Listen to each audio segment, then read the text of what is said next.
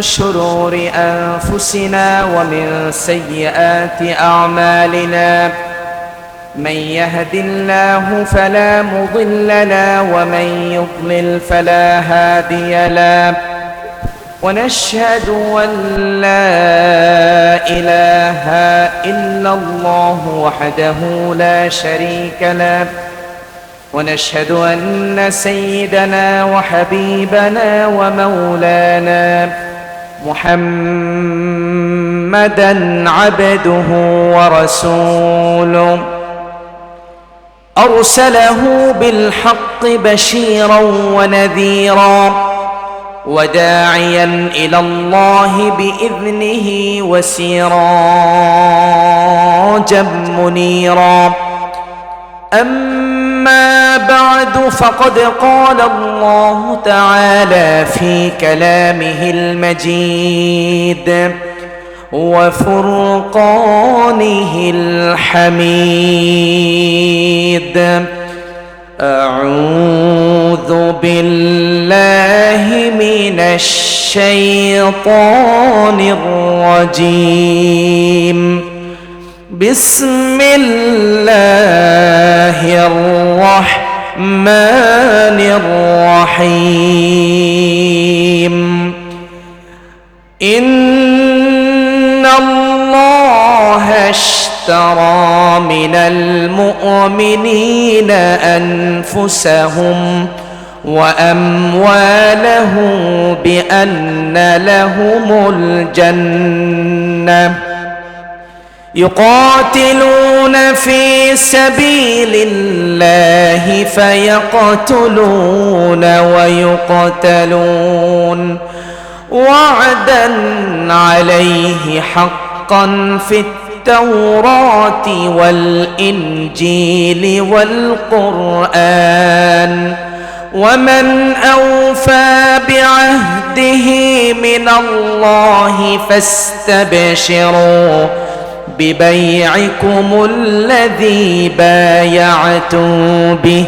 وذلك هو الفوز العظيم التائبون العابدون الحامدون السائحون الراكعون الساجدون الآمرون بالمعروف والناهون عن المنكر والحافظون لحدود الله وبشر المؤمنين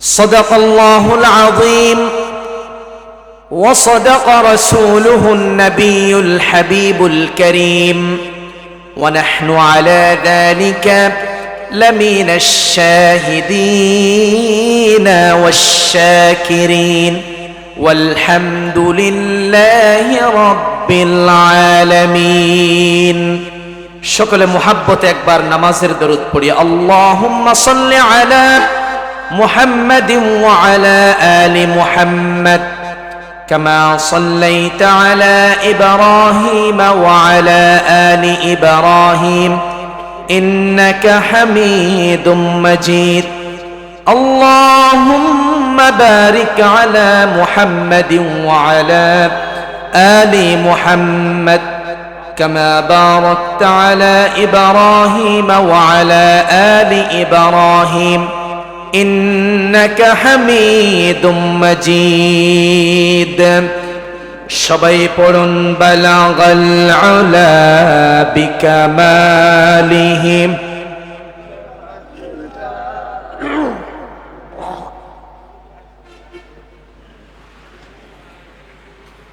صلوا عليه وآله তাহাজ্জুদের যাই নামাজে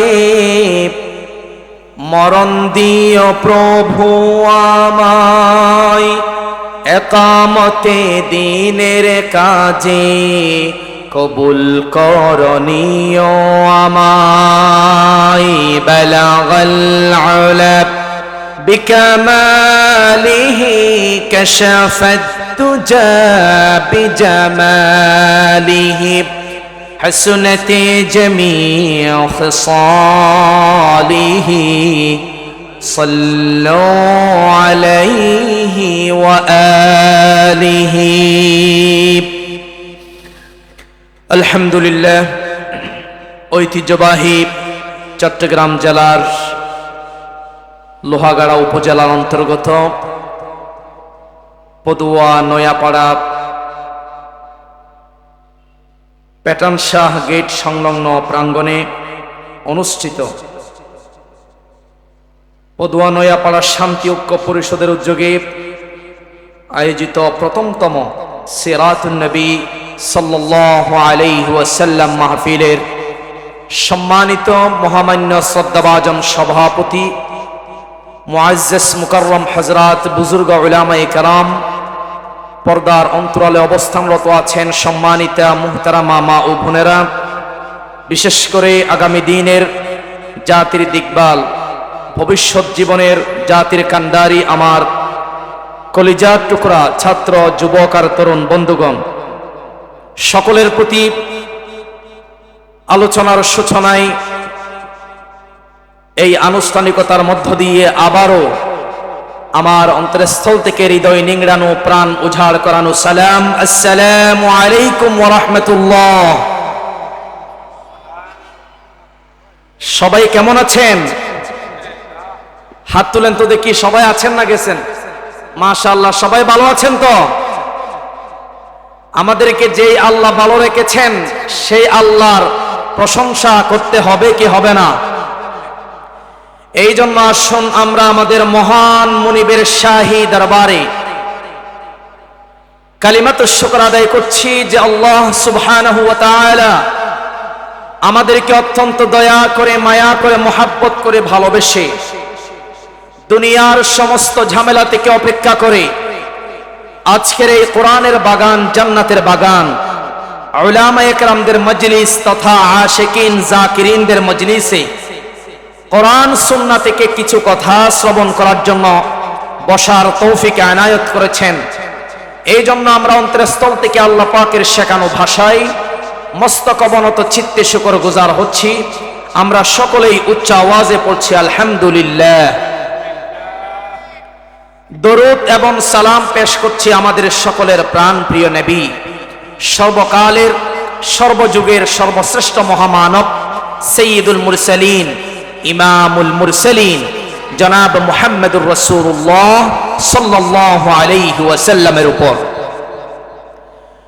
সম্মানিত উপস্থিতি, আল্লাহর প্রতি কৃতজ্ঞতা এবং রাসূল করিম সাল্লাল্লাহু আলাইহি ওয়াসাল্লামের প্রতি দরুদ ও সালাম পেশ করার পর আমি তাদের প্রতি কৃতজ্ঞতা আদায় করছি যারা অত্যন্ত কষ্ট করে, মেহনত করে, পরিশ্রম করে, টাকা দিয়ে, পয়সা দিয়ে আজকের এই কোরআনের বাগানকে সাজিয়েছেন। তাদের প্রতি আমরা কৃতজ্ঞতা জানাই, কারণ আল্লাহ রাসূল বলছেন মাল্লাম ইয়াশকুরিন নাস লাম ইয়াশকুরিল্লাহ। যারা মানুষের শুকরিয়া আদায় করতে জানে না তারা কখনো আল্লাহর শুকরিয়া আদায় করতে জানে না, ঠিক কিনা? আমি কোরআন থেকে যে আয়াত পড়েছি আপনাদের সামনে, এটা হলো কোরআনুল কারীমের 9 নম্বর সূরার 111 এবং 112 নম্বর আয়াত। এই দুইটি আয়াতের আলোকে আমি কিছু কথা বলতে চাই। এর আগেই বলতে চাই, কোরআনুল কারীমে পারা সংখ্যা হচ্ছে 30, সূরা সংখ্যা হচ্ছে 114টি। বলেন তো সূরা সংখ্যা কত?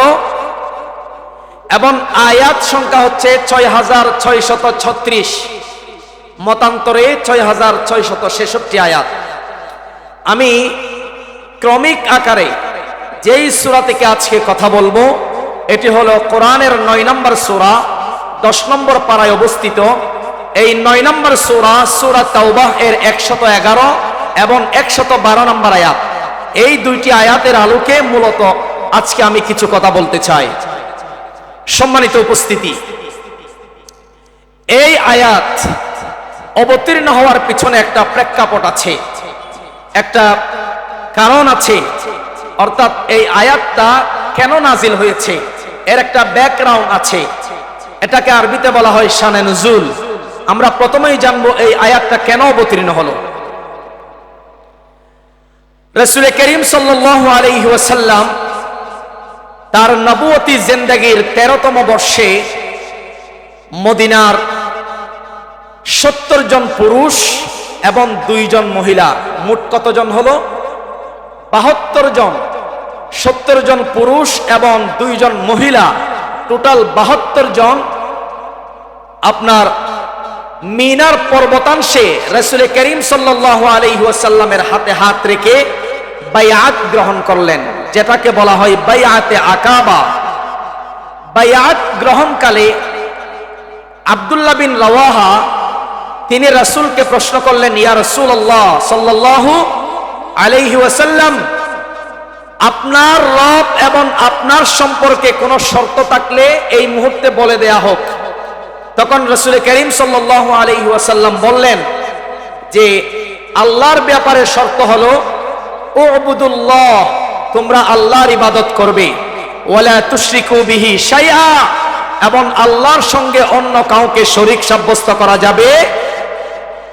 এটা হচ্ছে আল্লাহ পাকের সম্পর্কে শর্ত। আর আমার ব্যাপারে শর্ত হলো যে তোমরা আমি নবীকে হেফাজত করবে। তার মানে হলো আমি নবী যা যা বলি তা তা মানবে, যা যা থেকে নিষেধ করি তা তা থেকে তোমরা বিরত থাকবে। এটাই হচ্ছে আমার ব্যাপারে শর্ত। তোমরা আল্লাহর ইবাদত করবে। 2 নম্বর শর্ত হলো আমাকে হেফাজত করবে, যেমনি ভাবে তোমরা তোমাদের জান মাল তোমাদের ছেলে সন্তানদেরকে হেফাজত করো, তেমনি ভাবে তোমরা আমাকে হেফাজত করবে। তখন উপস্থিত লোকেরা বলল, ইয়া রাসূলুল্লাহ, যদি আমরা এই শর্তগুলো পালন করি তাহলে আমাদের জন্য কি থাকবে? তখন আল্লাহ রাসূল বললেন, তোমাদের জন্য থাকবে জান্নাত। সুবহানাল্লাহ বলেন না। তখন উপস্থিত লোকেরা বললেন, ইয়া রাসূলুল্লাহ, আমরা খুশি হয়ে গেলাম, আমরা আপনার এই ওয়াদা পূর্ণ করার জন্য আজকে থেকে প্রস্তুত হয়ে যাব। এই চুক্তি আমরা কখনো ভাঙবো না, এই ওয়াদা আমরা কখনো ভাঙবো না। ওয়াদা কি? আমরা আজকে থেকে আল্লাহর ইবাদত করব এবং আল্লাহর সঙ্গে কাউকে শরীক করব না, এবং ইয়া রাসূলুল্লাহ আপনাকে আমরা হেফাজত করব। তার মানে আপনি যা যা বলেন তা তা আমরা মানব, যা যা থেকে নিষেধ করেন তা তা থেকে আমরা বিরত থাকব। তখন আল্লাহ রাসূল বললেন, আল্লাহ তাআলাও তোমাদের এই কথার উপর খুশি হয়ে গেলেন। আল্লাহ তাআলা মূলত এই ঘটনাকে কেন্দ্র করে সূরাতুত তাওবাহের 111 নম্বর আয়াত অবতীর্ণ করে দিলেন। সুবহানাল্লাহ। এবার আসুন আল্লাহ তাআলা এই 2টি আয়াতে কি বললেন আমরা একটু মনোযোগ দিয়ে শুনি।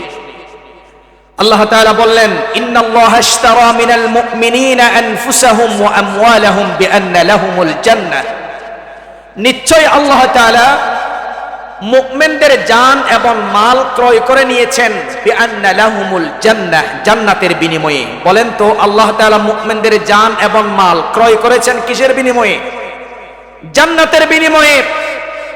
ইউকাতিলুনা ফি সাবিলিল্লাহি ফায়াকতুলুনা ওয়া ইউকতালুন, আর মুমিনরা আল্লাহর রাস্তায় জিহাদে গিয়ে নিজেরাও কাফের মুশরিকদেরকে ইসলামের জন্য কচুকাটা করে, এমনকি শেষ পর্যায়ে ইসলাম প্রতিষ্ঠায় মুমিনরা নিজের জানটাকেও কুরবান করে দিয়ে শহীদ হয়ে যায়। সুবহানাল্লাহ। ওয়া'দান আলাইহি হাক্কান ফিত তাওরাতি ওয়াল ইনজিল ওয়াল কুরআন, আল্লাহর রাস্তায় জিহাদে গিয়ে জান এবং মাল বিলীন করে দিলে যেই জান্নাতের প্রতিশ্রুতি আল্লাহ দিয়েছেন, এই প্রতিশ্রুতি ইনজিলের মধ্যেও বলা হয়েছে, তাওরাতের মধ্যেও বলা হয়েছে, কোরআনের মধ্যেও বলা হয়েছে। ওয়ামান আওফা বিআহদিহি মিনাল্লাহ, আর ওয়াদা পূরণে আল্লাহর চেয়ে সর্বশ্রেষ্ঠ পৃথিবীতে আর কে হতে পারে? সুবহানাল্লাহ। ফাস্তাবশিরু বিবাইআকুমুল্লাযী বায়াতুম বিহি, আল্লাহ তাআলা বলছেন এই যে মুমিনদের জান এবং মাল জান্নাতের বিনিময়ে আল্লাহ তাআলা ক্রয় করে নিয়েছেন, এই ক্রয় বিক্রয়ের মধ্যে তোমরা অটল থাকো, আনন্দিত প্রকাশ করো। এটাই হচ্ছে সফলতা, এটাই হচ্ছে মহা সাফল্য। কোনটা মহা সাফল্য? যারা আল্লাহর রাস্তায় জান এবং মাল নিয়ে বের হয়ে যায়, জিহাদে আর যুদ্ধে গিয়ে ইসলামের জন্য জীবনটাকে বিলীন করে দেয়, এর বিনিময়ে তারা জান্নাতের আশা করে, এটাই হচ্ছে মহা সাফল্যের কাজ। সুবহানাল্লাহ পড়েন। এর পরের আয়াতে আল্লাহ পাক কি বলছেন? আত-তাইবুন, মুমিনদের একটা গুণ হলো মুমিনরা তওবাকারী। 2 নাম্বার আল-আবিদুন, মুমিনরা ইবাদতকারী। 3 নাম্বার আল-হামিদুন, মুমিনরা প্রশংসাকারী। 4 নাম্বার আস-সাইহুন, মুমিনরা সিয়াম পালনকারী। 5 নাম্বার আর-রাকিউন, মুমিনরা রুকুকারী। 6 নাম্বার আস-সাজিদুন, মুমিনরা সিজদাকারী। আল-আমিরুনা বিল মারুফ, এবং মুমিনরা সৎ কাজের আদেশ দেয়। ওয়ান নাহুনা আনিল মুনকার, মুমিনরা অসৎ কাজ থেকে বাধা প্রদান করে। ওয়াল হাফিজুনা লিহুদুদিল্লাহ, এবং মুমিনরা আল্লাহর সীমারেখা হেফাজত করে। ওয়াবাশশিরিল মুমিনিন, ইয়া রাসূলুল্লাহ, এই গুণগুলো যাদের মধ্যে থাকবে তাদেরকে আপনি জান্নাতের সুসংবাদ দিয়ে দিন। সুবহানাল্লাহ। আওয়াজ এ ভাই, আওয়াজ আরেকটু মিষ্টি করেন, আমি আওয়াজ পাচ্ছি না, গলা টানতেছে, আরেকটু মিষ্টি সাউন্ড করেন। প্রিয় উপস্থিতি, তাহলে আমরা এই 9 নম্বর সূরা সূরাতুত তাওবাহ এর 109 নম্বর এবং 112 নম্বর এই দুইটি আয়াতের শানে নুজুল, প্রেক্ষাপট, ব্যাকগ্রাউন্ড সম্পর্কে আমরা জানলাম এবং অর্থ জানলাম। এবার আসুন আমরা সংক্ষেপে বিস্তারিত কিছু তাফসীর, কিছু ব্যাখ্যা আপনাদের সামনে উপস্থাপন করতে চাই। আপনারা কি প্রস্তুত আছেন? আমি এখনো মূল তাফসীরে ঢুকি নাই, এখন শুধু অর্থ বলেছি আপনাদের সামনে। আমাকে একটা বিষয়ের উপর আলোচনার জন্য বলা হয়েছিল, আজকেই বলা হয়েছে। আজকে সকালে আমাকে ফোন দিয়ে বলল, হুজুর ন্যায় বিচার সম্পর্কে কিছু কথা রাখবেন। ন্যায় বিচার, আচ্ছা, এই ব্যাপারেও কিছু কথা আপনাদের সামনে উপস্থাপন করব। আমি ধারাবাহিকভাবে মুমিনদের গুণের ক্ষেত্রে মুমিনদের গুণাবলী পয়েন্ট টু পয়েন্ট সাজিয়েছি। এর মধ্যে মুমিনদের 1 নাম্বার একটা গুণ হলো মুমিনরা আদল করে, জমিনে ন্যায় বিচার করে। সুবহানাল্লাহ। ন্যায় বিচার, ন্যায় বিচারকে আরবিতে বলা হয় আল আদল, আলিফ লাম আইন দাল লাম, আল আদল, ন্যায় বিচার। আল্লাহ তাআলার 99টি গুণবাচক নাম আছে, এর মধ্যে একটা গুণবাচক আল্লাহর নাম হলো আল আদল, অর্থাৎ মহান ন্যায় বিচার। একজন চিল্লায়া বলেন তিনি কে? আল্লাহর চেয়ে ন্যায় বিচারক পৃথিবীতে আর কেউ আছে? আমি আপনাদেরকে বলতে চাই, আসলে ন্যায় বিচার এই বিষয় নিয়ে যদি আমি আলোচনা করতে চাই, তাহলে আমার কাছে সিলিপ আসতে পারে যে হুজুর আপনি রাজনীতিকের দিকে যাচ্ছেন, এটা বন্ধ করেন। রাজনীতিকের কথা বলে চালিয়ে দিবে। আচ্ছা আপনারা বলেন তো, আমাদের দেশে কি ন্যায় বিচার আছে? বলেন তো, উচ্চ আওয়াজে বলেন না, ন্যায় বিচার আছে? আমাদের দেশে যদি ন্যায় বিচার থাকতো, তাহলে আল্লামা সাঈদীর মতো মানুষকে, নিরপরাধ মানুষকে জেলখানায় বন্দী করে রাখা হতো না। ঠিক কিনা বলেন? ন্যায় বিচার যদি আমাদের সমাজে থাকতো, অসংখ্য উলামায়ে কেরামদেরকে, অসংখ্য আল্লাহওয়ালা নিরহ নিরপরাধ মুসল্লিদেরকে মসজিদ থেকে গ্রেফতার করে মামলা সাজাইয়া জেলখানায় বন্দী করতো না। ঠিক কিনা বলেন? আমাদের দেশে ন্যায় বিচার নাই। ঠিক কিনা? ন্যায় বিচার নিয়ে কি ওয়াজ করব?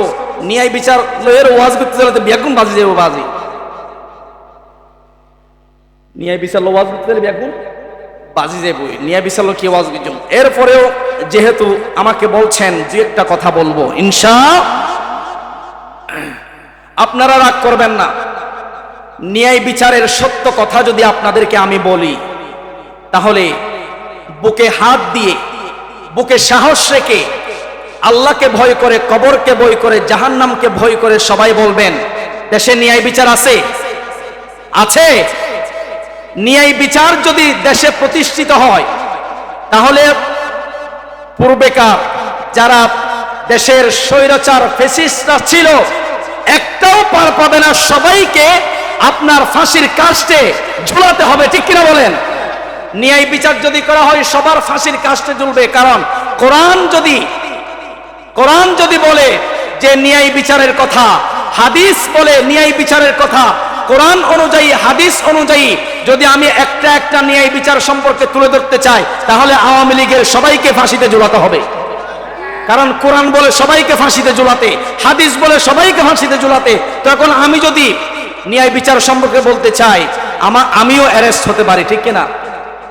এমন সিলিপ আসতে পারে, হুজুর এগুলো বাদ দেন, কবরের ওয়াজ করেন। কিসের ওয়াজ? যাই হোক, ইনশাআল্লাহ আসুন, আমি বলবো অবশ্যই, যেহেতু বলেছে আমিও সাজিয়েছি আলহামদুলিল্লাহ। আসুন আমরা যে আয়াতে কারিমা আমি তেলাওয়াত করেছি, ওই আয়াতের আলোকে পয়েন্ট আকারে আমরা কিছু কথা শুনবো। সবাই উচ্চ আওয়াজে বলি ইনশাআল্লাহ। সময় ধীরে ধীরে চলে যাচ্ছে, আসুন আমরা মূল আলোচনার দিকে যাই। পয়েন্টগুলো মুখস্থ রাখতে হবে। ঢাকা থেকে বিভিন্ন জায়গায় বক্তা আসে, কিন্তু মাঠ গ্রহণ করে নারায়ে তাকবীর স্লোগান দিয়ে 1 ঘন্টা ওয়াজ করে না, 70-80 হাজার টাকা নিয়ে চলে যায়। ঠিক কিনা বলেন? মানুষেরা কিছু শিখতে পারে না, কিছু শিখে বাড়িতে যেতে পারে না।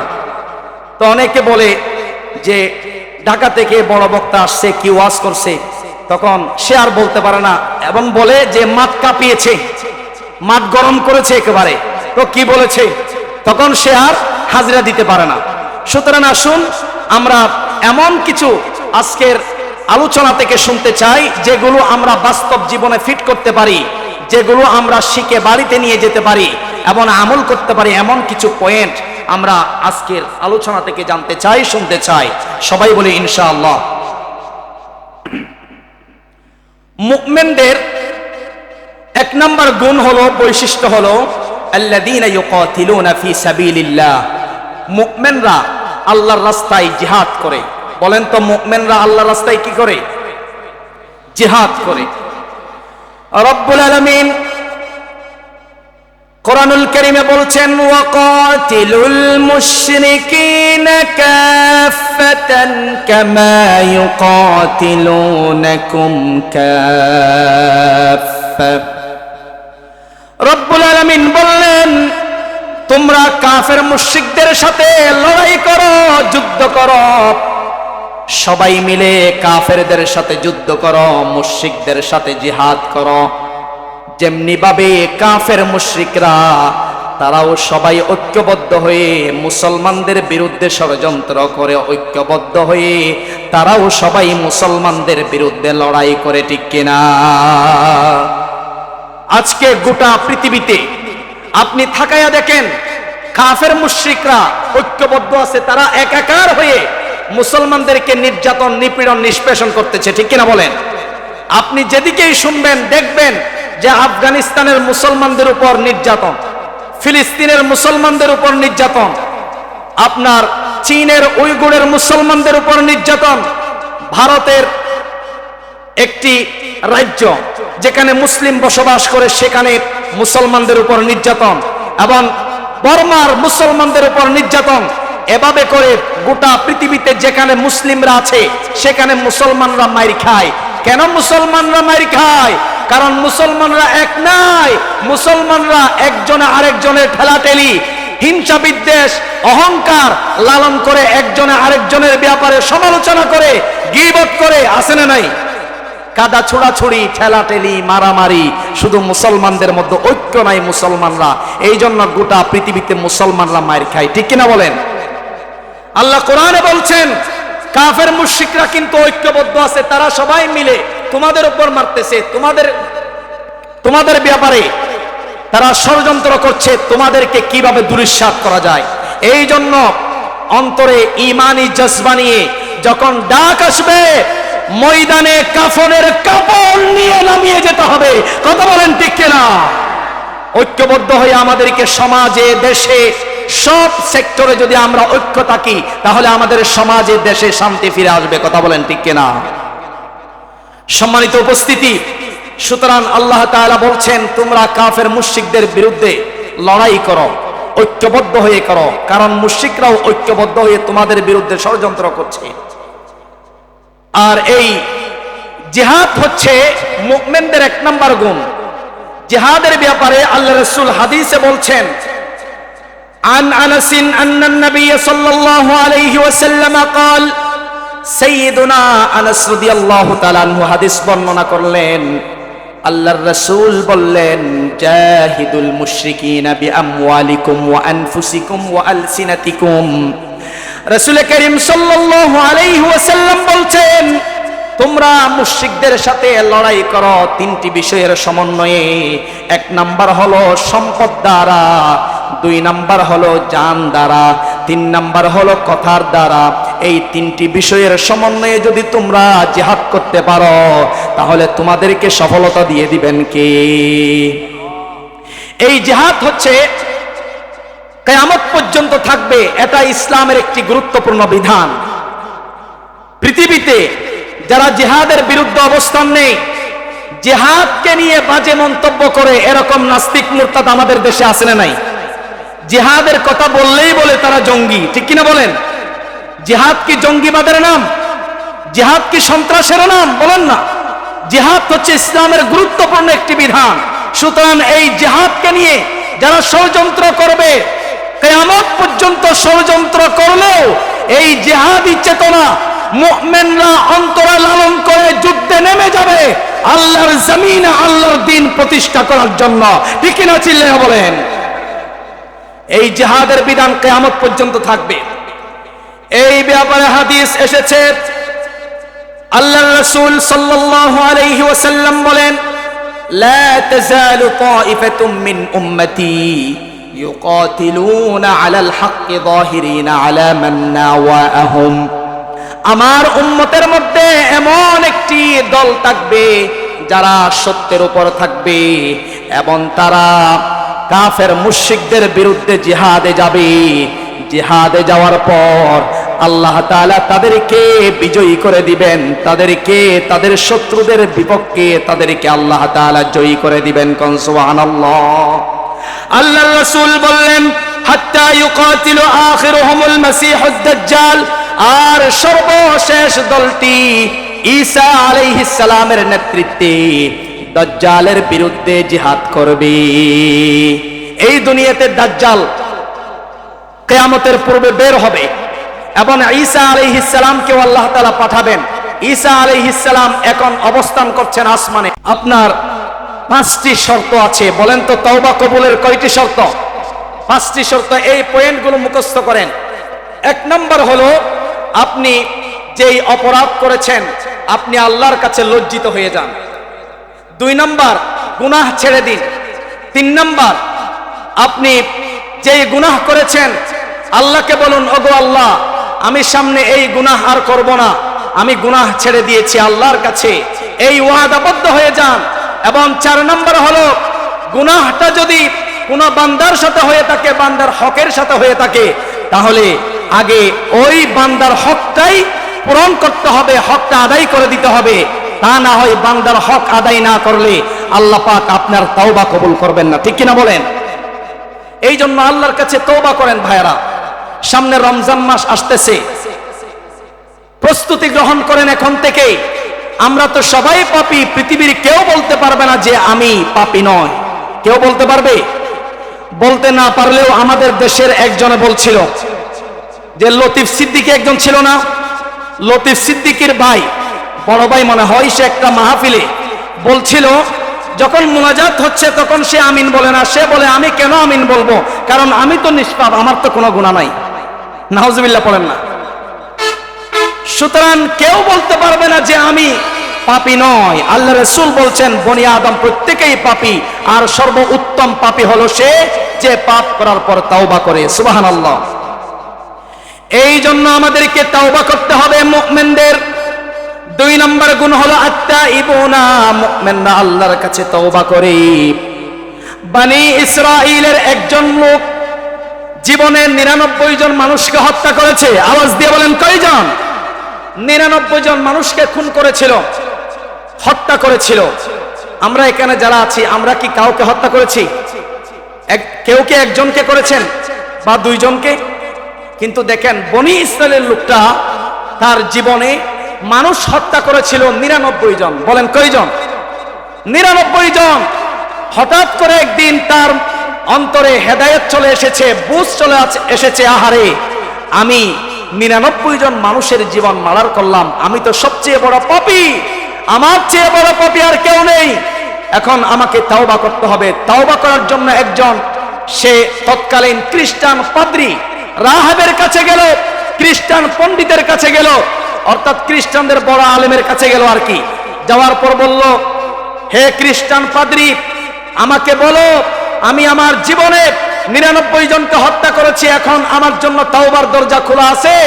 তখন সে বলল, সর্বনাশ, তুমি 99 জনকে হত্যা করেছ, যাও তোমার কপালে তওবা নাই, তোমার কপালে তওবা নাই। লোকটা বলল, আমার কপালে যদি তওবা না থাকে তাহলে তোরে বাঁচাই রাখা লাভ কি, তোরেও মারবো আজকে। জীবনে মারার করেছি 99 জনকে, এখন সেঞ্চুরি করব, 100টা পূরণ করব, তোকে মেরে 100টা পূরণ করতে চাই। ওই খ্রিস্টান পাদ্রীটাকেও হত্যা করে দিলেন। এখন হলো কয়জন? 100 জন সেঞ্চুরি করলো। আমাদের দেশেও সেঞ্চুরি আছে না নাই? সেঞ্চুরি করলো, আবার তার অন্তরে বুঝ চলে এসেছে, আহারে আমি 100 জনকে হত্যা করেছি, আমার কপালে তওবার দরজা খোলা আছে কিনা জানি না। এবার সে একজন আলেম খুঁজতে লাগলো। তৎকালীন জমানার একজন আল্লাহওয়ালা একজন বড় আলেমের কাছে গেল। যাওয়ার পর বলল, গো আলেম, আমি আমার জীবনে 100 জনকে হত্যা করেছি, খুন করেছি, আমার কপালে কি তওবা আছে? তখন আলেম বলল, হ্যাঁ, অবশ্যই তোমার কপালে তওবা আছে, তওবার দরজা তোমার জন্য খোলা আছে। তখন বুজুর্গ লোকটি বলল, ওগো আল্লাহর বান্দা, তুমি যেই এলাকায় বসবাস করো এটা হচ্ছে খারাপ এলাকা, এখান থেকে তুমি ভালো কোন একটা এলাকায় চলে যাও, সেখানে গিয়ে তুমি তওবা করো, আল্লাহ তাআলা তোমার তওবা কবুল করবেন। সুবহানাল্লাহ। এবার সে বাড়িতে গেল। বাড়িতে যাওয়ার পর কাপড় চোপড় ব্যাগের মধ্যে ভরলো, ভালো এলাকার দিকে যাবে তওবা করার জন্য। সে ব্যাগ নিয়ে বের হচ্ছে। বের হওয়ার পথেই এবার জান কবজ করার জন্য ফেরেশতারা এসে উপস্থিত হয়ে যায়। আযাবের ফেরেশতারা আসলো, রহমতের ফেরেশতারা আসলো। আযাবের ফেরেশতা কয়, তার জান আমরা কবজ করব, কারণ সে জীবনে 100 জন মানুষকে মার্ডার করেছে। রহমতের ফেরেশতা ডাক দিয়ে বলে, না, সে তওবার জন্য, ভালো কাজ করার জন্য ঘর থেকে বের হয়েছে, আল্লাহ তাআলা তার দিলের তওবা কবুল করেছেন, তাকে আমরা নিয়ে যাব, তার জান আমরা কবজ করব। কেউ কারো কথা শুনে না, 2 জনের মধ্যে ঝগড়া লেগে যায়। আযাবের ফেরেশতা বলে, জান আমরা নিয়ে যাব, রহমতের ফেরেশতা বলে, জান আমরা নিয়ে যাব। আবার মাঝখানে আরেকজন ফেরেশতা এসে তাদের এই বিষয়টাকে মীমাংসা করে দিলেন যে পিতা দিয়ে মাফা হোক, একটা ফিতা নেওয়া হোক। লোকটা যদি ভালো এলাকার দিকে বেশি পরিমাণে যায়, ধাবিত হয়, তাহলে রহমতের ফেরেশতারা জান নিয়ে যাবে। আর লোকটা যদি খারাপ এলাকার দিকে বেশিটা ধাবিত হয়, তাহলে আযাবের ফেরেশতারা তার জানটা নিয়ে যাবে। এখন আপনারা বলুন, লোকটা তো খারাপ এলাকা থেকে মাত্র বের হয়েছে, ঠিক কিনা?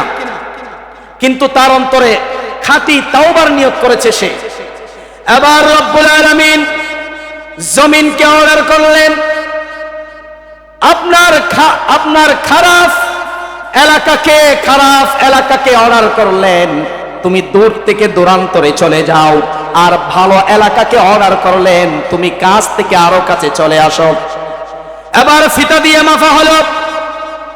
ফিতা দিয়ে মাপার পর দেখা গেল লোকটা ভালো এলাকার দিকে বেশি ধাবিত হয়েছে। আল্লাহু আকবার। এবার রহমতের ফেরেশতা ওই লোকটার জান কবজ করে জান্নাতের ভিতরে ঢুকায়া দেয়। কোন সুবহানাল্লাহ। এই জন্য জীবনে 100টা মার্ডার করার পরেও তাওবার মতো তাওবা যদি আমরা করতে পারি, আমাদেরকে ক্ষমা করবেন কে? হাদিসে কুদসিতে এসেছে, আল্লাহ রাব্বুল আলামিন বললেন, আমার কোন বান্দা যদি আমার দিকে 1 বিগত পরিমাণ এগিয়ে আসে, আমি তার দিকে 1 হাত পরিমাণ আগায়া যাই। আর আমার কোন বান্দা যদি আমার দিকে 1 হাত পরিমাণ এগিয়ে আসে, আমি ওই বান্দার দিকে 2 হাত পরিমাণ এগিয়ে যাই ক্ষমা করে দেওয়ার জন্য। আর আমার বান্দা যদি আমার দিকে হেঁটে হেঁটে আসে, আমি আল্লাহ আমার বান্দাকে মাফ করে দেওয়ার জন্য ছুটে যাই। কোন সুবহানাল্লাহ। এই জন্য আল্লাহ তাআলা আমাদেরকে মাফ করে দেওয়ার জন্য সদা সর্বদা প্রস্তুত আছেন, যদি চাওয়ার মতো আমরা আল্লাহর কাছে চাইতে পারি, ঠিক কিনা বলেন? মুমিন বান্দা গুনাহ করার পর, অপরাধ করার পর যখন আল্লাহর কাছে তওবা করে, আল্লাহ তাআলা এত পরিমাণ খুশি হয় যে আল্লাহ রাসূল হাদিসের মধ্যে দৃষ্টান্ত দিলেন। কিতাবুত তাওবা সহিহ বুখারীতে এটি এসেছে যে একজন মানুষ তার ঘোড়ার পিঠে আরোহণ করলো। ঘোড়ার পিঠে খাদ্য সামগ্রী, পানীয় সামগ্রী নিল। বিশাল অনেক দূরে একটি জায়গায় চলে গেল, বিশাল মরুভূমি। মরুভূমির আশেপাশে কোনো এলাকা নাই, কোনো পানি নাই, কোনো খাবার নাই। এবার সে ক্লান্ত হলো, একটি ছায়াওয়ালা গাছের নিচে কিছুক্ষণ বিশ্রাম নিল। ঘোড়াটাকে পাশে রাখলেন। সে ঘুম থেকে উঠে দেখে তার ঘোড়াটা নাই।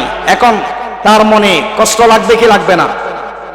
পাশে কোনো এলাকা নাই, কোনো খাবার নাই, কোনো পানি নাই, তার খিদা লেগেছে, তাকে খাবার খেতে হবে, খাবার তো ঘোড়ার পিঠের উপর, এবং সে সেখান থেকে বাড়িতে যেতে হবে ঘোড়া নিয়ে। ঘোড়াটি কোথায় চলে গেছে? জন্য রব্বুল আলামিন বললেন وَتُوبُوا إِلَى اللَّهِ جَمِيعًا أَيُّهَا الْمُؤْمِنُونَ لَعَلَّكُمْ تُفْلِحُونَ। তোমরা সবাই আল্লাহর কাছে তওবা করো, যদি তওবা করতে পারো তাহলে আমি আল্লাহ তোমাদেরকে মাফ করব। তোমরা যদি আল্লাহর কাছে তওবার মতো তওবা করতে পারো, আল্লাহ তাআলা তোমাদেরকে সফলতা দিয়ে দিবেন। কোন সুবহানাল্লাহ। তওবাকারী লোক যারা, তাদেরকে আল্লাহ তাআলা পছন্দ করেন, তাদেরকে ভালোবাসেন। ইন্নাল্লাহা ইউহিব্বুত তাওয়াবিন ওয়া ইউহিব্বুল মুতাতাহহিরিন। যারা তওবা করে তাদেরকে আল্লাহ তাআলা ভালোবাসেন। কে ভালোবাসেন? আল্লাহর রাসূল হাদিসে বলছেন, ইয়া আইয়ুহান নাস, হে লোক সকল, তুবু ইলাল্লাহ, তোমরা আল্লাহর কাছে তওবা করো। ফাইন্নী আতুবু ফিল ইয়াউমি ইলাইহি মিআতা মাররা, কারণ আমি নবী দৈনিক 100 বার আল্লাহর কাছে তওবা করি। আর এক হাদিসে এসেছে আল্লাহর রাসূল বললেন, ওয়াল্লাহি ইন্নী লা আস্তাগফিরুল্লাহ ওয়া আতুবু ইলাইহি ফিল ইয়াউমি আকতার মিন 70 মাররা। আল্লাহর শপথ, আমি দৈনিক 70 বারের অধিক আল্লাহর কাছে তওবা করি। সুবহানাল্লাহ। আমাদের রাসূল দিনে তওবা করেন, ইস্তিগফার করেন 100 বার, আর এক হাদিসে 70 বারের অধিক। এবার আপনাদেরকে প্রশ্ন করতে চাই, আমার রাসূলের কি গুনাহ আছে? আওয়াজ দিয়ে বলতে হবে। দুনিয়াতে যত নবী রাসূল এসেছেন সমস্ত নবীরাই পুত পবিত্র, মাসুম, বেগুনাহ, তাদের কোনো গুনাহ নাই। কিন্তু এরপরেও আমাদের নবীজি দৈনিক 100 বারের অধিক তওবা করতেন। কেন? উম্মতদেরকে শিক্ষা দেওয়ার জন্য, আমরা যেন তাওবার দিকে ধাবিত হতে পারি। এখন যদি আমি প্রশ্ন করি আপনাদেরকে যে দৈনিক এখানে কারা আছেন 100 বার তওবা করেন, এরকম কি খুঁজে পাওয়া যাবে? খুঁজে পাওয়া মুশকিল হয়ে যাবে, কষ্টকর হয়ে যাবে, কঠিন হয়ে পড়বে যে আমরা 100 বার কেন, আমরা তো একবারও তওবা করি না। এরকম তো আমাদের মধ্যে অনেক আছে, ঠিক কিনা বলেন? সুতরাং আমাদেরকে তওবা করতে হবে। তওবা করলে আমাদেরকে মাফ করবেন কে? সুতরাং মুমিনদের 2 নম্বর গুণ আলা বিদুনা আত্তাইবুনা, মুমিনরা তওবা করে, তওবা করলে মুমিনদের তওবা কবুল করেন কে? নাম্বার 3 নম্বর মুমিনদের গুণ হলো আল আবিদুনা। একটু আওয়াজ দিয়ে বলেন তো 3 নম্বর মুমিনদের গুণ কি? সমস্ত ইবাদত কার জন্য? গোলামি কার জন্য? দাসত্ব করব কার জন্য? সিজদা হবে কেবলমাত্র একজনের জন্য। চিল্লিয়া বলেন তিনি কে? নাকি মাজারে সিজদা, নাকি বাজারে সিজদা, নাকি পীরের কাছে সিজদা, নাকি বাবাকে সিজদা? আমাদের দেশে আছে না নাই?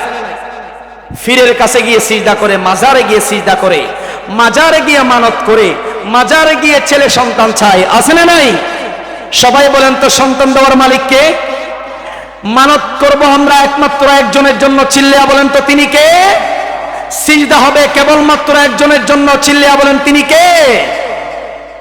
কেউ ফিরে না কালি হাতে আল্লাহরে তোর দরবারেতে। বলেন বলেন, কেউ ফিরে না কালি হাতে আল্লাহরে তোর দরবারেতে। আল্লাহর জন্য যদি আমরা সিজদা করি, আল্লাহর জন্য যদি আমরা গোলামি করি, আল্লাহর কাছে যা চাই আল্লাহ তাআলা আমাদেরকে কালি হাতে ফিরাইয়া দিবেন না, ঠিক কিনা বলেন? এই জন্য মুমিন বান্দার 3 নম্বর গুণ হলো আলা বিদুনা, মুমিনরা কেবলমাত্র আল্লাহর গোলামি করে। এই জন্য রব্বুল আলামিন বললেন, ওয়ামা খালাকাতুল জিন্না ওয়াল ইনসা ইল্লা লিয়াবুদুন। আমি মানুষ এবং জিন জাতিকে সৃষ্টি করলাম একটাই উদ্দেশ্য, তা হলো আমার গোলামির জন্য, আমার দাসত্ব করার জন্য। অন্য আয়াতে রব্বুল আলামিন বললেন, সকলের পরিচিত সূরা, সবাই একটু আমার সাথে টুক মিলিয়ে পড়ুন, ফালইয়াবুদু রাব্ব হাযাল বাইতিল্লাযী আত'আমাহুম মিন জু'ইন ওয়া আমানাহুম মিন খাউফ। আল্লাহ রাব্বুল আলামিন বললেন, এই কাবা ঘরের মালিক আমি এক আল্লাহ, অতএব তোমরা আমি এক আল্লাহর গোলামি করো, ইবাদত করো। আমরা বললাম ওগো আল্লাহ, আমরা যদি আপনি এক আল্লাহর গোলামি করি তাহলে আমরা কি পাবো? আল্লাহ বললেন ক্ষুধার সময় খাবার পাবে, ভয়ের সময় নিরাপত্তা পাবে। সুবহানাল্লাহ। আমরা যখন ক্ষুধার্ত হই আমাদেরকে খাবার দেয় কে? আমাদের মধ্যে অনেকে আছে টাকা পয়সার অভাব নাই, ধন সম্পদের অভাব নাই, থাকার পরেও খাইতে পারে না, কারণ তাকে আল্লাহ খাওয়াচ্ছেন না, ঠিক কিনা? সুতরাং ক্ষুধার্ত থাকলেও আল্লাহ তাআলা চাইলে খাওয়াবেন, না চাইলে খাওয়াবেন না, ঠিক কিনা বলেন? সুতরাং আমরা যখন ক্ষুধার্ত হই আমাদেরকে রিজিক দেয় কে? আমরা যখন বিপদে পড়ি আমাদেরকে নিরাপত্তা দেয় কে? এই জন্য মুমিন বান্দার 3 নম্বর গুণ হলো আল আবিদুন। মুমিনরা ইবাদত করে একমাত্র, শুধুমাত্র, কেবলমাত্র একজনের, চিল্লায়া বলেন তিনি কে? কারণ আমরা যখন ইবাদত করি, ইবাদত করলে ইবাদতের মাধ্যমে, ইবাদতের উসিলায় আল্লাহ তাআলা আমাদের রিজিকের ব্যবস্থা ফরাগত করে দেয়, কুশাদা করে দেয়, প্রশস্ত করে দেয়। সুবহানাল্লাহ। সম্মানিত উপস্থিতি, এই জন্য মুমিনদের 3 নম্বর গুণ আল আবিদুন। দুনিয়াতে যত নবী রাসূল এসেছেন সমস্ত নবী রাসূলরা আমাদেরকে এক আল্লাহর গোলাম বানাতে চেয়েছেন, ঠিক কি না? এই জন্য আল্লাহ তাআলা বললেন ইয়া কওমি আবুদুল্লাহ মা লাকুম মিন ইলাহিন গায়রু আফালা তাত্তাকুন। দুনিয়াতে যত নবী এসেছেন সমস্ত নবীরা এক আল্লাহর গোলাম বানাতে চেয়েছেন আমাদেরকে।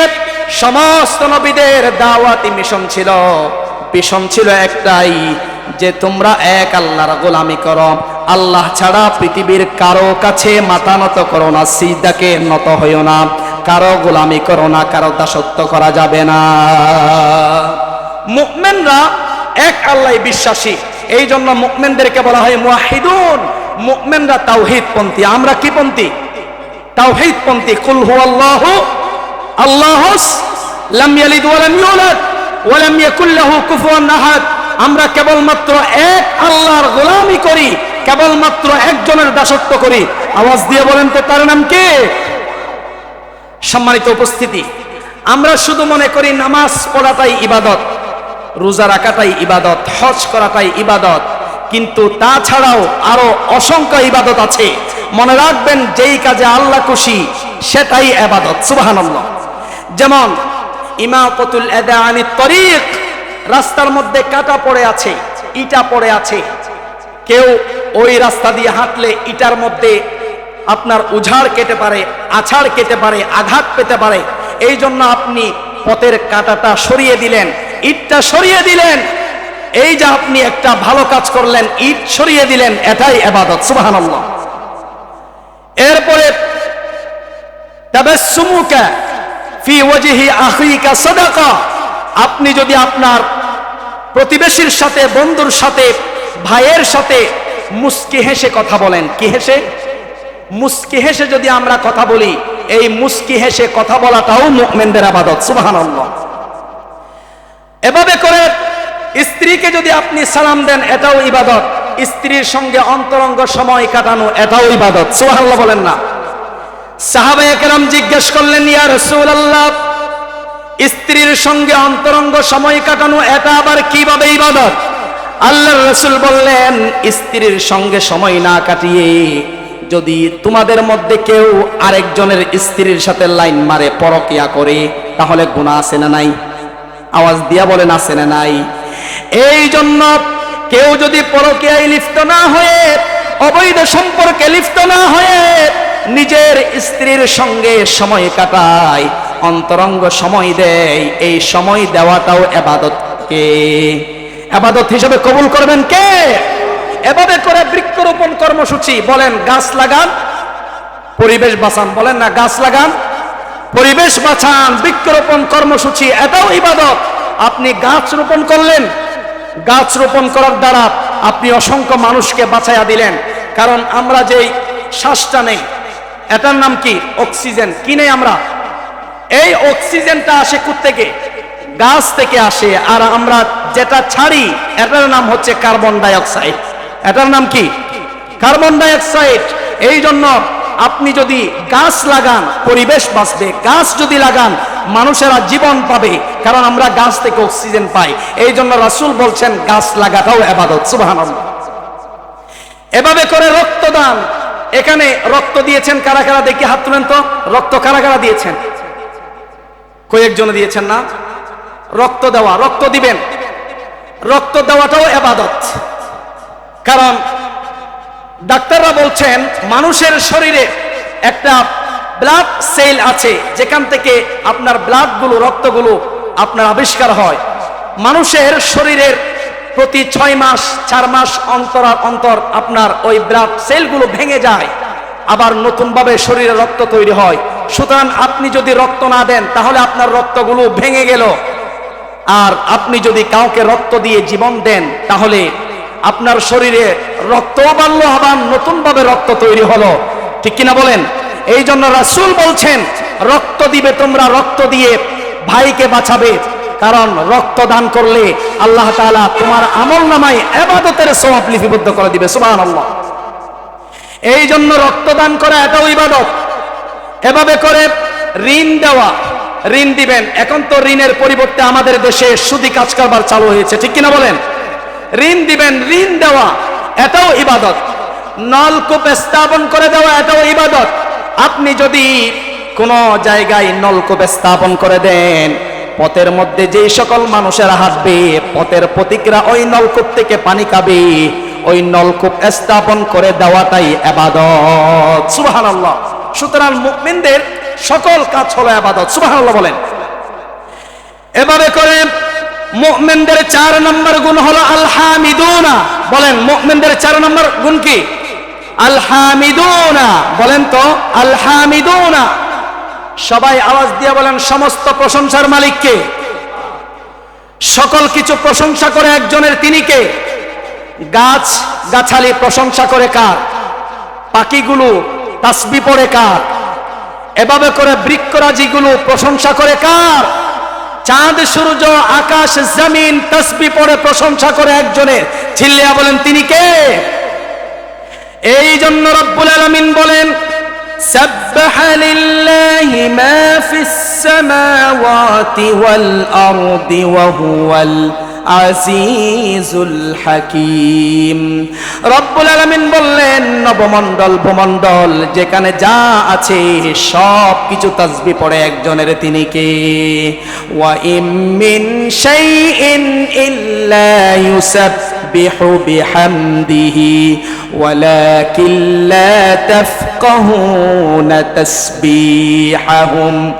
নবমণ্ডল ভূমণ্ডল যেখানে যা আছে সব কিছু আল্লাহ পাকের তাসবিহ পড়ে, কিন্তু তাদের তাসবিহর ভাষা আমরা বুঝি না, ঠিক কি না? গাছ গাছালি তাসবিহ পড়ে কার? আমরা কি শুনতে পাই? পাখিগুলো জিকির করে কার? আমরা কি শুনতে পাই? কারণ শোনার মতো সেই কান আমাদের নাই। আল্লাহ তাআলা যাদেরকে ওই কান দিয়েছেন তারা শুনতে পায়, ঠিক কি না? পাখিরা যায় উড়ে যায় আকাশের ওই নীলিমায়, নদীরা যায় বয়ে যায় সাগরের ওই মোহনায়, গাছ গাছালি আর পাখি পাখালি কার গুণগান গায়। আল্লাহ আল্লাহ আল্লাহ আল্লাহ আল্লাহর গুণগান গাই। বলেন আল্লাহ আল্লাহ আল্লাহ আল্লাহ আল্লাহর গুণগান গাই, ঠিক কিনা? এই জন্য সব কিছু তাসবিহ পড়ে জিকির করা আল্লাহর, কিন্তু আমরা ওই কান দিয়ে শুনতে পাই না। ওই কান যাদের আছে কেবলমাত্র তারাই শুনতে পায়। সুবহানাল্লাহ। সম্মানিত উপস্থিতি, এই জন্য মুমিনদের 4 নম্বর গুণ হলো আল হামিদুনা। মুমিনরা প্রশংসা করে কেবলমাত্র একজনের, চিল্লায়া বলেন তিনি কে? এই জন্য আমরা যখন নামাজে দাঁড়াই, নামাজের শুরুতেই আল্লাহু আকবার বলার পরে আমরা প্রশংসা করি একজনের, তিনি কে? সবাই বলেন আলহামদুলিল্লাহি রাব্বিল আলামিন। প্রশংসা কার? আমরা এই সূরা ফাতিহা প্রতি নামাজে পড়ি, নামাজের শুরুতেই পড়ি লা ফাতিহাতা ইল্লা সালাত, ফাতিহা ছাড়া নামাজ হবে না। সূরা ফাতিহা আমরা প্রতি নামাজে পড়ি, সূরা ফাতিহার মাধ্যমে আমরা মুমিনরা প্রতি নামাজে আল্লাহর প্রশংসা করে, ঠিক কিনা বলেন? কিয়ামতের দিন আমাদের নবী করিম সাল্লাল্লাহু আলাইহি ওয়াসাল্লাম একটা পতাকা হাতে নেবেন, হামদের পতাকা, প্রশংসার পতাকা। এভাবে হাতে নিয়ে দাঁড়িয়ে যাবেন, পতাকার মধ্যে লিখে থাকবে লিওয়াউল হামদ, হামদের পতাকা। কারণ আমাদের নবীজি দুনিয়াতে সবচেয়ে আল্লাহর প্রশংসা বেশি করেছেন, ঠিক কিনা বলেন? এই পতাকা নিয়ে, এই প্রশংসার পতাকা নিয়ে আমাদের নবীজি তার উম্মতদেরকে সঙ্গে নিয়ে জান্নাতের দরজার নিকট যাবেন।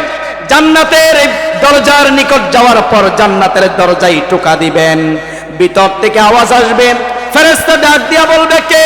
তখন বলবে আমি হলাম মুহাম্মাদুর রাসূলুল্লাহ। সবাই বলেন সাল্লাল্লাহু। এবার আল্লাহর রাসূলের নাম শোনার পর জান্নাতের ফেরেশতারা দরজা খুলে দিবে এবং বলবে ইয়া রাসূলুল্লাহ সাল্লাল্লাহু আলাইহি ওয়াসাল্লাম, আল্লাহ তাআলা আমাকে আদেশ দিলেন আপনি জান্নাতের গেটে আসার সাথে সাথে আপনার জন্য দরজা খুলে দেওয়ার জন্য। আর কারো জন্য জান্নাতের দরজা খোলার অনুমতি দেওয়া হয় নাই।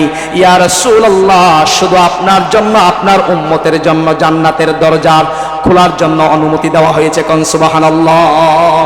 আমার রাসূল ওই হামদের পতাকা, ওই প্রশংসার পতাকা নিয়ে উম্মতদেরকে সাথে নিয়ে আল্লাহর জান্নাতে প্রবেশ করবেন। সুবহানাল্লাহ। এই জন্য মুমিনদের 4 নম্বর গুণ হলো আল হামিদুনা, মুমিনরা প্রশংসা করে কার? নাম্বার 4, নাম্বার 5, 5 নাম্বার মুমিনদের গুণ হলো আস-সাইহুন। মুমিনদের 5 নাম্বার গুণ কি? আস-সাইহুন। আস-সাইহুন এই শব্দের 3টি তাফসীর এসেছে। কয়টি তাফসীর? আস-সাইহুন এর তাফসীর হলো 3টা। 1 নাম্বার হলো আস-সাইহুন মানে হলো আস-সাইরুন তথা ভ্রমণকারী। আল্লাহ তাআলা বললেন কুল সিরু ফিল আরদি ফানজুরু কাইফা কানা আকিবাতুল মুকাদ্দিবিন। আল্লাহ তাআলা বললেন ওগো রাসূল আপনি বলুন আমার বান্দা বান্দীরা যেন জমিনে ভ্রমণ করে, সফর করে এবং তারা যেন ভ্রমণের মাধ্যমে দেখে নেয় যারা অস্বীকারী ছিল আমি দাম্ভিক অহংকারী অস্বীকারীদের মিথ্যাবাদীদের পরিণতি কি করেছি। এই জন্য মুমিনদের 5 নম্বর গুণ হলো মুমিনরা ভ্রমণ করে, বেশি বেশি ভ্রমণ করবেন, সফর করবেন। যেমন যদি আপনার আর্থিক সচ্ছল থাকে মিশরে যাবেন, মিশরে গিয়ে ফেরাউনের জাদুঘরে গিয়ে ফেরাউনের লাশ দেখে আসবেন। সেখানে দেখবেন ফেরাউনকে আল্লাহ তাআলা শায়িত করে রেখেছেন। পৃথিবীর দাম্ভিক ছিলেন, ক্ষমতাবান ছিলেন, অহংকারী, ক্ষমতার মালিক ছিলেন, বেশি দাম্ভিক ছিলেন, অহংকার করে চলতো। আল্লাহ তাআলা ওই দাম্ভিক অহংকারী ফেরাউনকে শুটকির মতো বানিয়ে রেখেছেন, ঠিক কিনা বলেন? সম্মানিত উপস্থিতি, মুমিনদের 5 নম্বর গুণ মুমিনরা ভ্রমণকারী হয়ে থাকে। ভ্রমণ করে আল্লাহ পাকের সৃষ্টি জগৎগুলো দেখে, সেখান থেকে নিদর্শন, আল্লাহর নিদর্শন দেখে সে নিজের আকল দিয়ে, বিবেক দিয়ে আল্লাহর সৃষ্টি জগৎকে সে চিন্তা ভাবনা করে। সম্মানিত উপস্থিতি, আস-সাইহুন এর 2 নম্বর অর্থ হলো আস-সাইমুন, মুমিনরা হয়ে থাকে রোজা পালনকারী। বলেন তো মুমিনরা কি পালনকারী? সামনে রমজান মাস আসতেছে, ঠিক কিনা? কারা কারা রমজানের 30টা রোজা রাখবেন? হাত তোলেন। সবাই রাখবেন তো ইনশাআল্লাহ? উচ্চ আওয়াজে বলি ইনশাআল্লাহ। সামনে রমজান আসতেছে, রমজানের জন্য প্রস্তুতি নেন।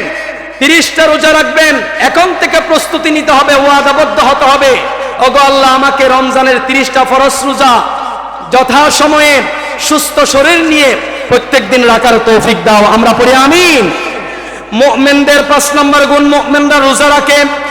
আল্লাহর রাসূল বললেন ইন্না ফিল জান্নাতি সামানিয়াতু আবওয়াব, জান্নাতের দরজা হলো 8টি।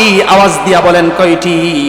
ইউসাম্মার রায়্যান, একটি দরজার নাম হলো রায়্যান, লা ইয়াদখুলুহু ইল্লাস সাইমুন। ওই রায়্যান দরজা দিয়ে শুধুমাত্র রোজাদাররা প্রবেশ করবে। সুবহানাল্লাহ।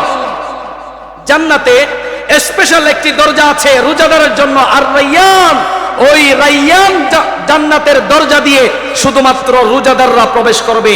ওয়ামান দাখালাহু লাম ইয়াগমা আবাদা, রোজাদাররা জান্নাতে প্রবেশ করবে, তাদের পানির তিরাস লাগবে না। জান্নাতের এক গ্লাস, এক পেয়ালা পানি পান করলে তাদের আজীবনের জন্য পানির তিরাসকে মিঠাইয়া দিবেন কে?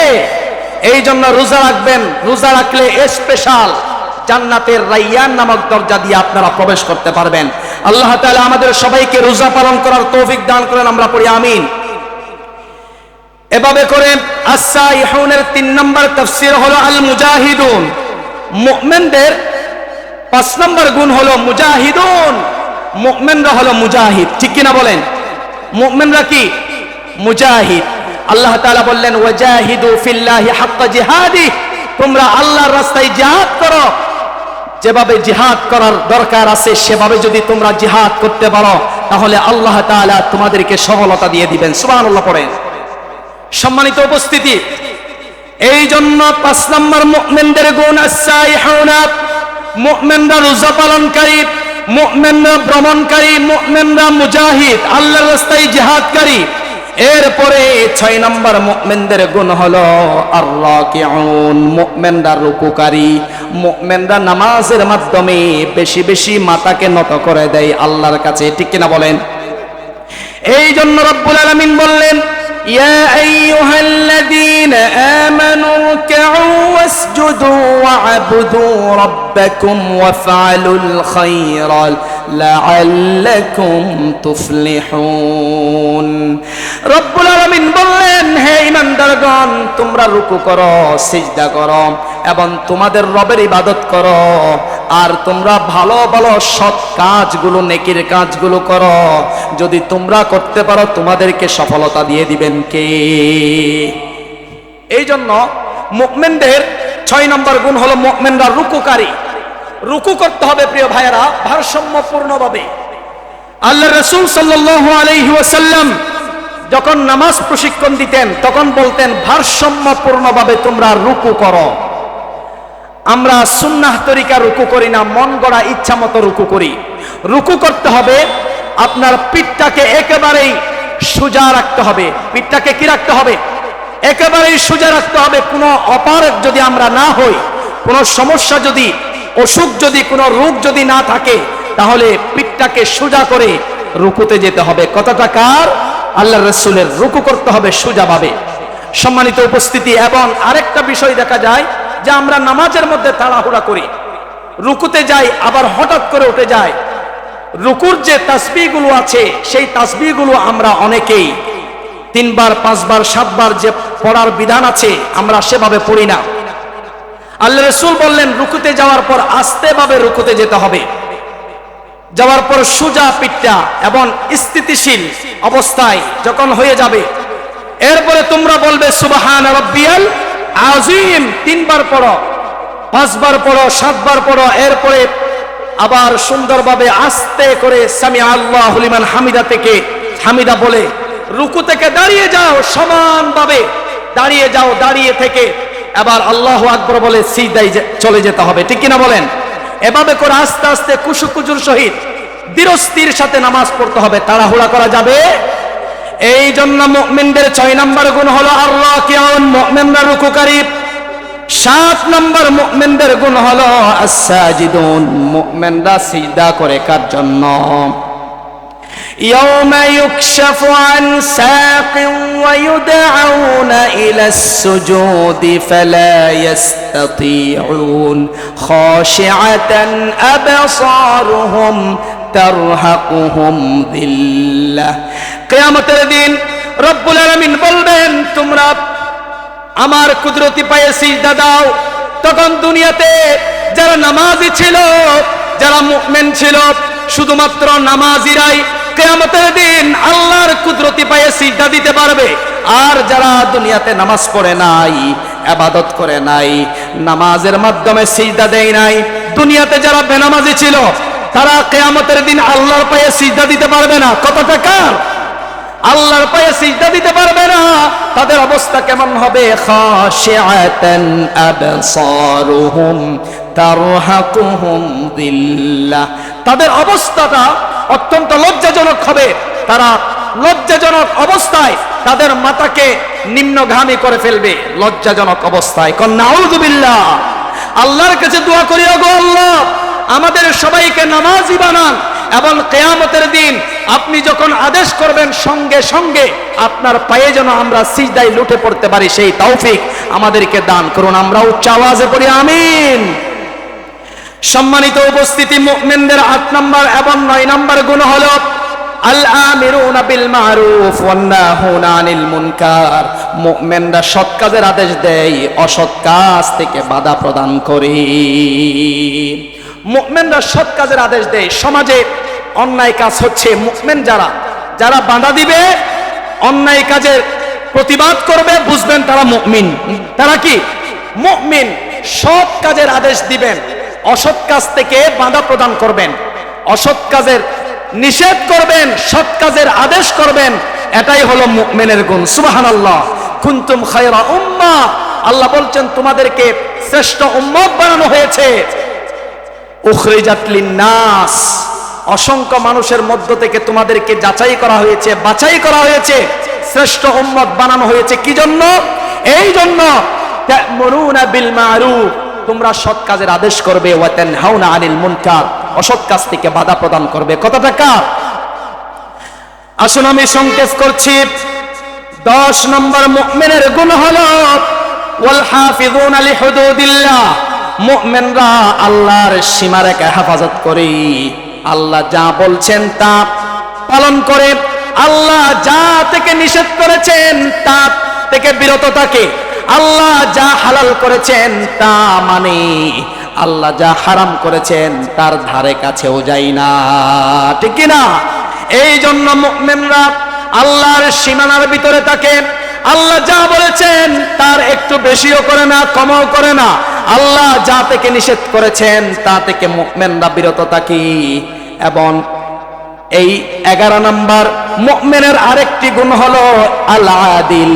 মুমিনরা সমাজে রাষ্ট্রে ন্যায় বিচার করে। বলেন, মুমিনরা সমাজে রাষ্ট্রে কি করে? ন্যায় বিচার করে। আমার ভাইরা, এই ন্যায় বিচার মুমিনরা প্রতিষ্ঠিত করে সমাজে এবং রাষ্ট্রে। ন্যায় বিচার যারা করবে, কিয়ামতের দিন আল্লাহ তাআলার আরশে আজিমের নিচে ওই ন্যায় বিচারকরা ছায়া পাবে। কোন সুবহানাল্লাহ। ইমামুল আদিল, যাদেরকে বলা হয় ন্যায় পরায়ণ শাসক, ন্যায় পরায়ণ বাদশা, 7 শ্রেণীর মানুষ আল্লাহর আরশে আজিমের নিচে কিয়ামতের দিন ছায়া পাবে। এর মধ্যে নাম্বার 1 নম্বর কথা বলা হয়েছে, যে সকল মানুষেরা সমাজে রাষ্ট্রে ন্যায় বিচার করে, ইমামুল আদিল, ন্যায় পরায়ণ বাদশা, ন্যায় পরায়ণ শাসক আল্লাহর আরশে আজিমের নিচে ছায়া পাবে। সুবহানাল্লাহ। এই জন্য আমাদেরকে ন্যায় বিচার করতে হবে। এখন ন্যায় বিচার কিভাবে করবে? আপনি বিচার নিয়ে গেলেন, আরেক দল গিয়ে যে মোটা অঙ্কের হাদিয়া দিয়ে আসে, সে ওই হাদিয়াগুলো গ্রহণ করে, যে অন্যায় করে অন্যায়ের পক্ষে সে গান গায়, স্লোগান দেয়, যে অন্যায় করেছে তাকে প্রশ্রয় দেয়, যে অপরাধ করে নাই, যে নিরপরাধ তার পক্ষে রায় নাই, যে অপরাধে লিপ্ত, অন্যায় লিপ্ত, তার থেকে টাকার বোঁদা খেয়ে তার পক্ষে রায়টা দিয়ে দেয়। ঠিক কিনা বলেন? এবং নিরপরাধ নিরীহ মানুষটাকে জেলখানায় বন্দী থাকতে হয়। কথা বলেন ঠিক কিনা? ন্যায় বিচারের ক্ষেত্রে কে আত্মীয়, কে অনাত্মীয়, কে ভাই, কে বোন, কে মা, কে বাবা, এটা দেখা যাবে। এটা কোরআনের কথা। আল্লাহ তাআলা কোরআনে বলছেন তোমরা ন্যায় বিচার করো। ন্যায় বিচার করার ক্ষেত্রে বাবার দিকে তাকানো যাবে না, মায়ের দিকে তাকানো যাবে না। সমাজে যদি আমার ছেলেও অপরাধী হয়, তাহলে আমার ছেলের জন্য আমি সত্য ন্যায় বিচার করব। কোরআন যে আদেশ দিয়েছেন আমি সেই আদেশে ন্যায় বিচার করব। কথা বলেন ঠিক কিনা? আল্লাহ রাসূল সাল্লাল্লাহু আলাইহি ওয়াসাল্লামের কাছে একজন মানুষ আসলো, যে হুজুর এই একজন মহিলাকে নিয়ে এসেছে, এই মহিলাটা চুরি করেছে। আওয়াজ দিয়ে বলেন কি করেছে? চুরি করেছে। মাখজুমি গোত্রের মহিলা, সম্ভ্রান্ত পরিবারের মহিলা চুরি করেছে। এখন চুরির অপরাধ হচ্ছে হাত কাটা। কি কাটা? ইসলামের বিধান হচ্ছে যারা চুরি করবে কেটে দিতে হবে। হাত যদি কেটে দেয় তাহলে তার দেখা দেখা অন্য সুরেরাও ভালো হয়ে যাবে, ঠিক কিনা? আমাদের দেশে তো সুরের অভাব নাই, যারা জুতা চুরি করে তাদেরকে বেঁধে রাখে, কিন্তু বড় বড় সুর রাঘব বোয়ালরা বসে আছে গোড়ায়, তাদেরকে কেউ এই আপনারা শাস্তি দেয় না, ঠিক কিনা বলেন? বড় বড় চোরদেরকে আগে ধরতে হবে, যারা আমার দেশের টাকা সম্পদ অন্য দেশে পাচার করে, ঠিক কিনা বলেন? থেকে বিদেশে পাচার করে লুটপাট করে, ঠিক কিনা বলেন? ন্যায় বিচার যদি প্রতিষ্ঠিত হয়ে যায় তাহলে এদেরকে যদি ইসলামী বিধান মতো বিধিনিষেধ মতো হাত কাটা হয়, ইসলামী বিধান মতো যদি ন্যায় বিচার প্রতিষ্ঠা হয়, আল্লাহর কসম এই দেশে শান্তি প্রতিষ্ঠিত হবে। কেউ চুরি করবে না, কেউ ডাকাতি করবে না, কেউ আত্মসাৎ করবে না, সমাজে শান্তি, দেশে শান্তি ফিরে আসবে, ঠিক কিনা বলে? সুতরাং এই সকল ইমানদারের লক্ষণ গুলো যদি কারো কাছে পাওয়া যায়, রব্বুল আলামিন বললেন ওয়াবাশশিরিল মুমিনিন, ওগো রাসূল আপনি তাদেরকে জান্নাতের সুসংবাদ দিয়ে দিন, কোন সুবহানাল্লাহ। এই 10টি মুমিনদের কথা বললাম, মুমিনদের গুণের কথা। আল্লাহর কাছে আমরা দোয়া করি আল্লাহ রাব্বুল আলামিন যেন এই গুণগুলো আমাদের প্রত্যেকের জীবনের মধ্যে ফিট করে আমরা সকলে পড়ি আমিন, এবং এই গুণগুলোর উপরে যেন আমরা আমল করে চলতে পারি, আমরা সকলে পড়ি আমিন। শেষ পর্যায়ে আমি আপনাদেরকে বলতে চাই, সামনে রমজান মাস আসতেছে, ঠিক কিনা বলেন?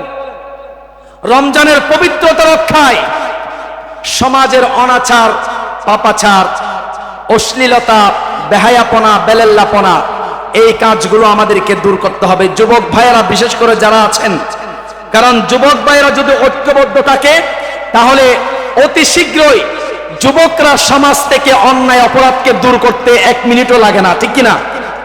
আর যুবকরাই যদি অন্যায় অপরাধে লিপ্ত হয় তাহলে বাজি ঘোরানোর কিছু নাই। এজন্য সবাইকে প্রস্তুতি গ্রহণ করতে হবে রমজানের পবিত্রতা রক্ষায়। এখন থেকে আমাদেরকে প্রস্তুতি নিতে হবে, অন্যায় অনাচার দূর করতে হবে। আমাদেরকে আমলের মাধ্যমে, রোজার মাধ্যমে, কোরআন তেলাওয়াতের মাধ্যমে আমাদেরকে রমজানের জন্য প্রস্তুতি নিতে হবে। আল্লাহর রাসূল এই শাবান মাসে রোজা রেখে রমজানের জন্য প্রস্তুতি নিয়েছেন।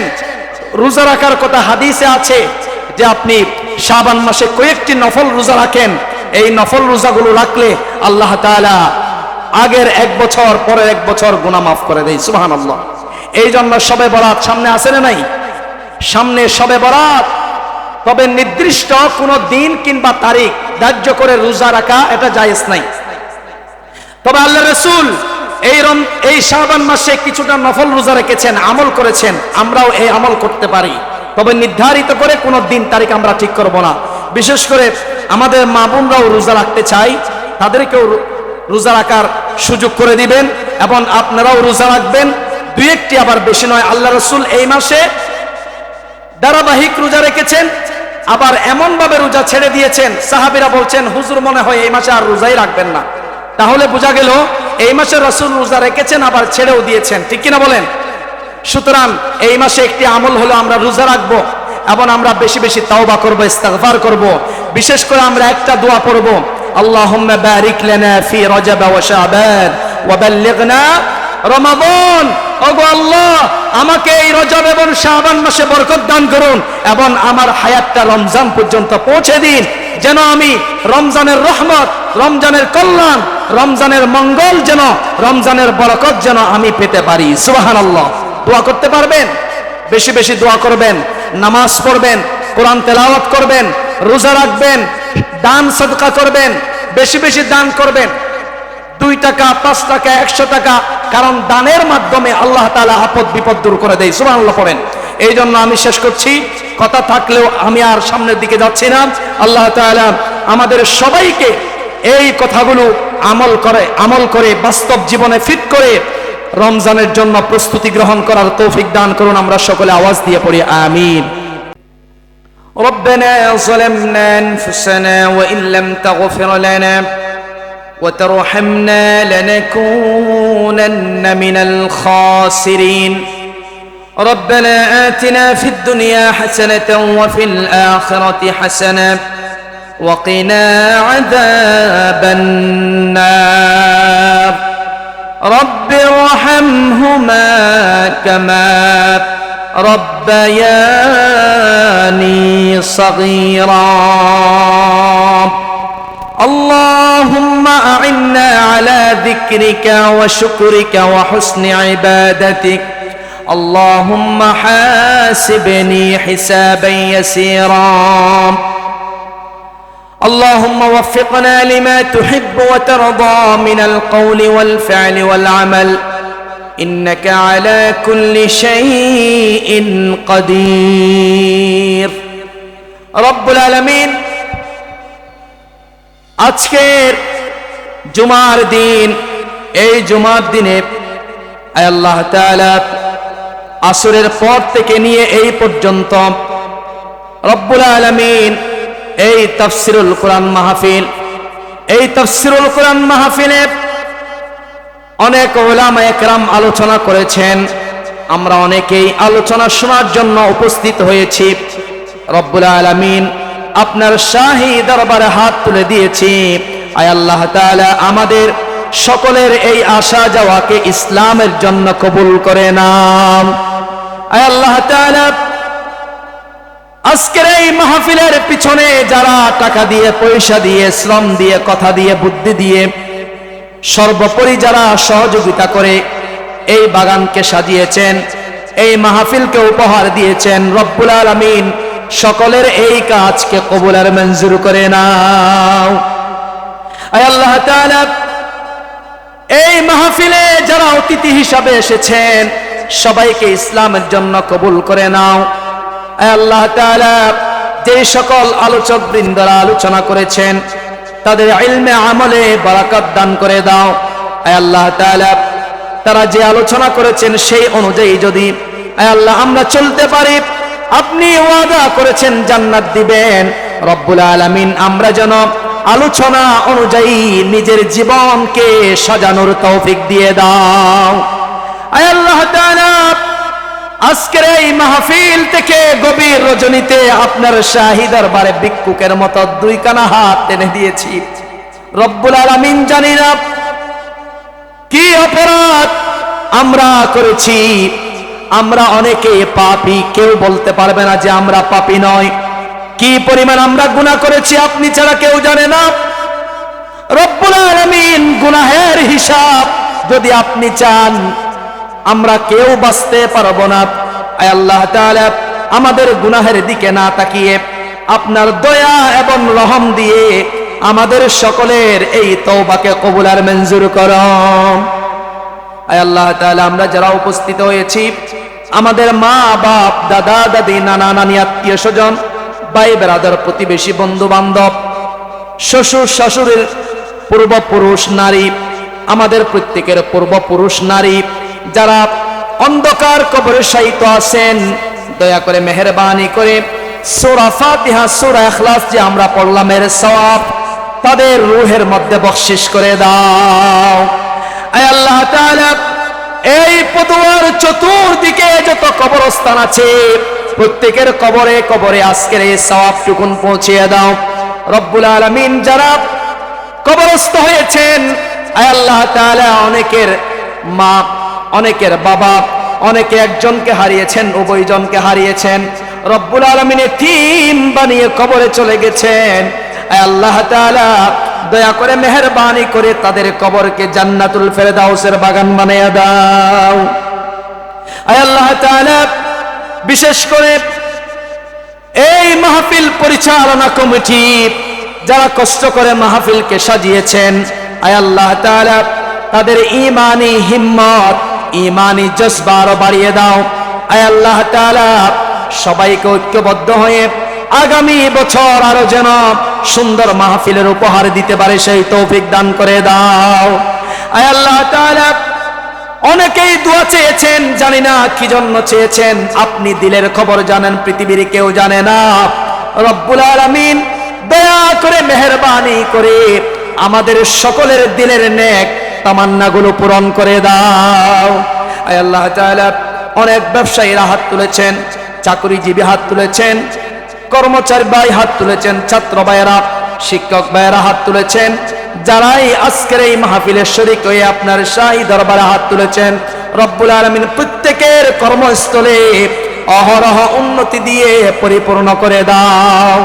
আয় আল্লাহ তাআলা আমাদের সবাইকে হালালের উপর অটল থাকার তৌফিক দিয়ে দাও, হালাল উপার্জন করার তৌফিক দাও, হালাল খাদ্য খাওয়ার তৌফিক দাও, হারাম থেকে আমাদেরকে বিরত থাকার তৌফিক দিয়ে দাও।